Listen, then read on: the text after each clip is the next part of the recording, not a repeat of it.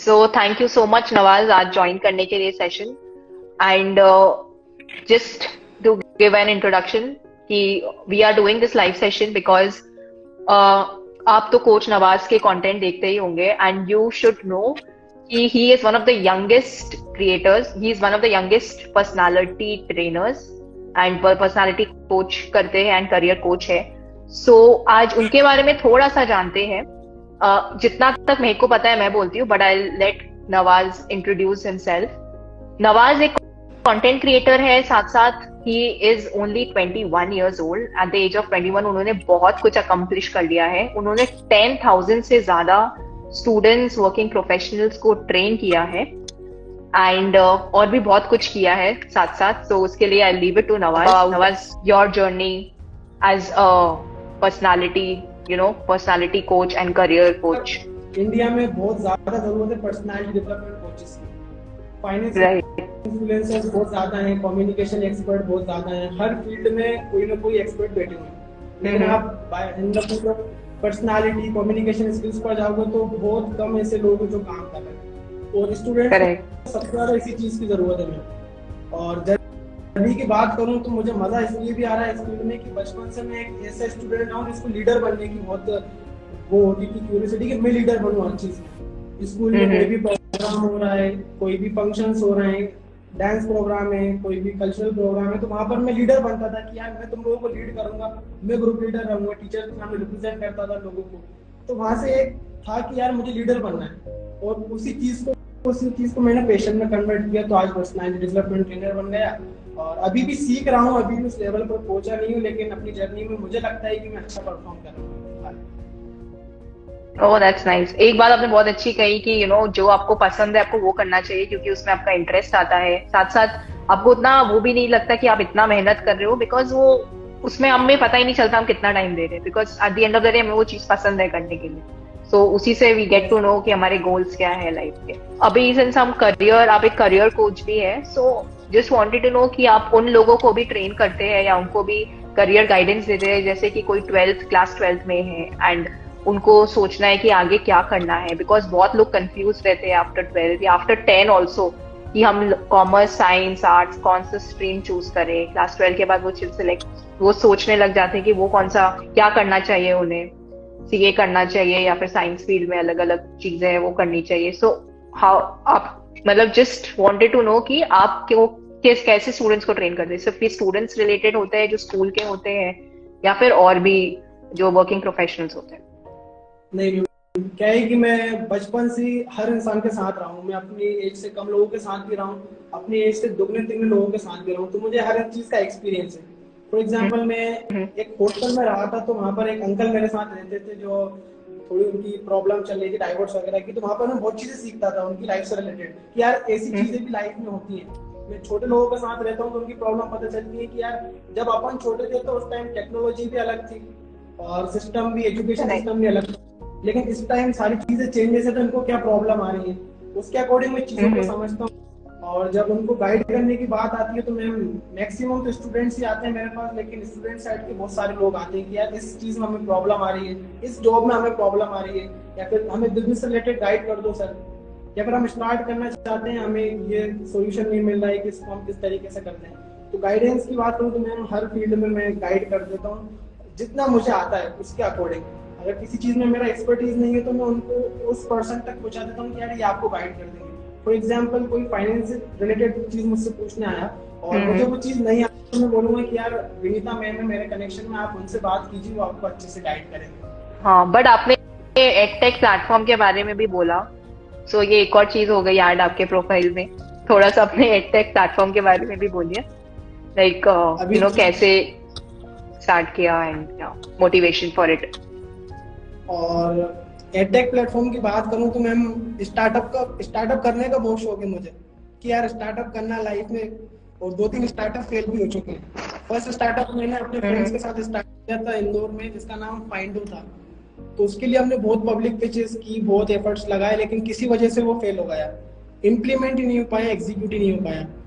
और ऐसे मतलब एक फ्रेंड है मेरा, विनय नाम है उसका, तो उसके साथ में लगा रहता हूँ कि यार अब क्या करना चाहिए अपन को। ले दे के कंक्लूजन ये निकला कि यार तुम शेयर मार्केट में एक्सपर्ट हो, मैं पर्सनालिटी डेवलपमेंट कम्युनिकेशन में एक्सपर्ट हूँ। ऐसे 8-10 ट्रेनर्स को कलेक्ट कर लिया कि यार आप पब्लिक स्पीकिंग में एक्सपर्ट हैं, आप इमोशनल इंटेलिजेंस में, आप स्पोकन इंग्लिश में। उस तरीके से मैंने सबको कलेक्ट करके अपना एक प्लेटफॉर्म लॉन्च किया जिसका नाम है beyondskill.in, और उस प्लेटफॉर्म पर मैं ट्रेनिंग वगैरह स्टार्ट करने वाला हूँ। ट्रेनिंग हो गए और सॉफ्ट स्किल्स से रिलेटेड कोर्सेज जो students as well as working professionals को हेल्प करें उनकी लाइफ में ग्रो करने के लिए। ओह, काफी सही है। इसी के साथ साथ बहुत सारे एफिलिएट मार्केटिंग प्लेटफॉर्म पर मेरे कोर्सेज लिस्टेड हैं, मेरे एज वेल एज जो मेरे बिजनेस पार्टनर है मैंने उसके भी लिस्टेड हैं। और जो भी ट्रेनिंग वगैरह सेशन रहती है तो वो मैं एफिलिएट मार्केटिंग प्लेटफॉर्म के स्टूडेंट्स एज वेल एज जो अलग अलग एडटेक प्लेटफॉर्म्स इंडिया के अंदर चल रहे हैं छोटे बड़े लेवल पर, तो उनके स्टूडेंट्स को भी जाकर मैं live as well as course के थ्रू ट्रेन कर देता हूँ। ये तो मतलब बोलते हैं ना, age is just a number, तो उसका एग्जांपल आई थिंक आपको अपने क्लास में पता चलता होगा सबके एक्सपीरियंस से। जैसा नंबर मैं भी सीखता हूँ ना क्लास में बैठे बैठे। जैसे मुझसे बड़ी एज के लोग आते हैं जो लोग बिजनेस में बहुत सक्सेसफुल हैं, कोई लाइफ में बहुत सक्सेसफुल है, कोई किसी स्पेसिफिक फील्ड में सक्सेसफुल है, तो मैं उनसे भी चीजें सीखता हूँ। उनको मैं बोलता हूँ कि आप आकर स्पीच दीजिए ताकि मुझे भी चीजें सीखने को मिले और आपके जो कलीग्स हैं, आपके आसपास के पीयर्स हैं, उनको भी चीजें सीखने को मिले। इस तरीके का एक्सपीरियंस रहता है, बड़ा मजा आता है मैम। मेरा मानना तो ये है कि लाइफ में हर इंसान से आप सीख सकते हो, वो चाहे आपकी एज से बड़ा हो या छोटा हो। मैंने तो हर इंसान से सीखा है मैम। मैंने तो चलते रास्ते पे चाय वाले से सीखा है कि भैया आप बताओ चाय कैसे बनाते हो और किस तरीके से मार्केट चल रहा है। चाय वाले भैया बोलते हैं अरे भैया क्या है। तो इस तरीके से हमें समझ में आता है कि यार आपको हर चीज की नॉलेज थोड़ी थोड़ी होना चाहिए। एग्जैक्टली, वो तो है। एंड आपने एक बहुत बहुत अच्छी बात कही कि हमें सबसे सीखने को मिलता है जिससे भी हम इंटरेक्ट करें, चाहे वो ज्यादा एक्सपीरियंस हो चाहे वो स्टूडेंट हो। बिकॉज आजकल स्टूडेंट्स भी काफी एडवांस्ड हो गए हैं, उन्हें बहुत चीजों के बारे में पता है जो हमें भी नहीं पता है। और नवाज, एक और चीज पूछनी थी मुझे। आप ने बोला कि ये ट्रेनिंग्स की तो बात हो गई, बट आप सीएस भी अकम्प्लिश सीएस भी परस्यू कर रहे हो, राइट? Yes ma'am. तो आपको टाइम मिल जाता है पढ़ने का? टाइम तो मैम मैनेज करना पड़ता है, पूरा टाइम मैनेजमेंट के ऊपर आपको डिपेंड रहना पड़ता है। आपको उसके लिए अलग स्पेसिफिक टाइम निकाल कर रखना पड़ता है। आपको कंटेंट क्रिएशन के लिए अलग, आपको भी पता है कंटेंट क्रिएशन कितना हेडेक होता है।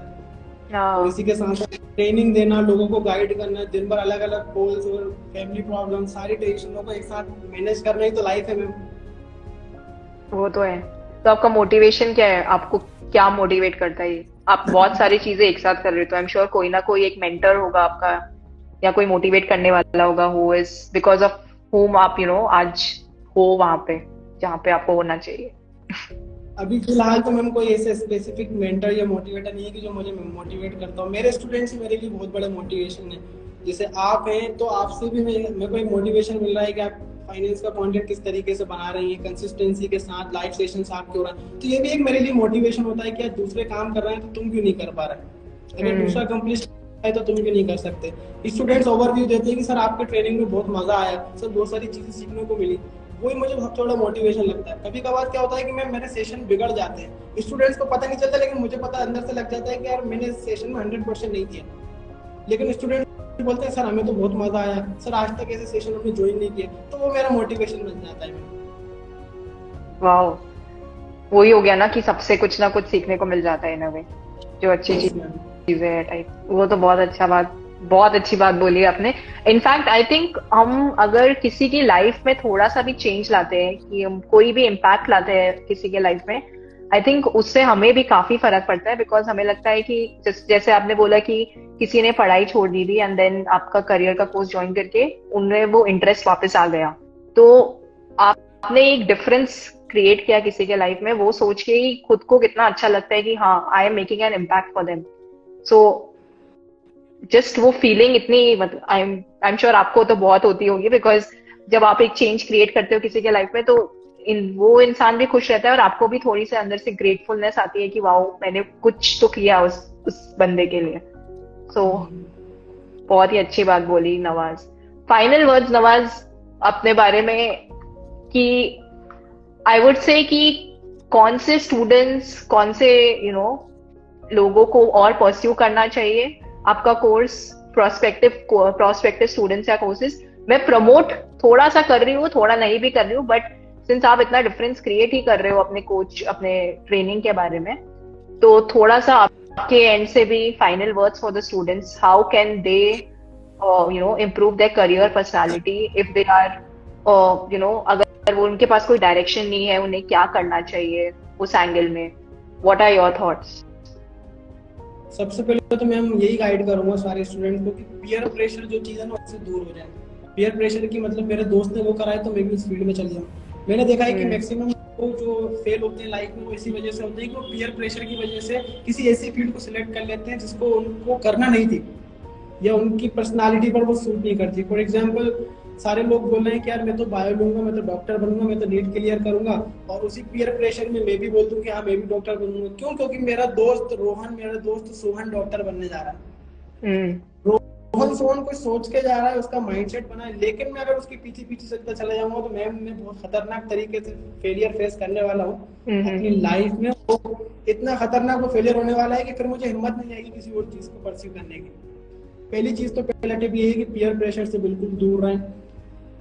एक स्टूडेंट को 10th 11th क्लास में बिल्कुल कॉन्शियस हो जाना चाहिए कि उसको लाइफ में क्या करना है, और एक स्पेसिफिक गोल के पीछे पड़ जाना चाहिए कि अब मुझे यही करना है, इंस्टेड ऑफ कि आप ये भी कर लूंगा, ये भी कर लूंगा, इसके साथ ये भी कर लूंगा, अर्निंग भी करूंगा, लर्निंग भी करूंगा। नहीं, आप पहले स्पेसिफिक गोल बनाइए कि आपको क्या करना है, फिर उससे रिलेट करके छोटे छोटे डॉट्स कनेक्ट कीजिए कि इसको अकम्प्लिश करने के लिए मुझे क्या चीज की जरूरत है।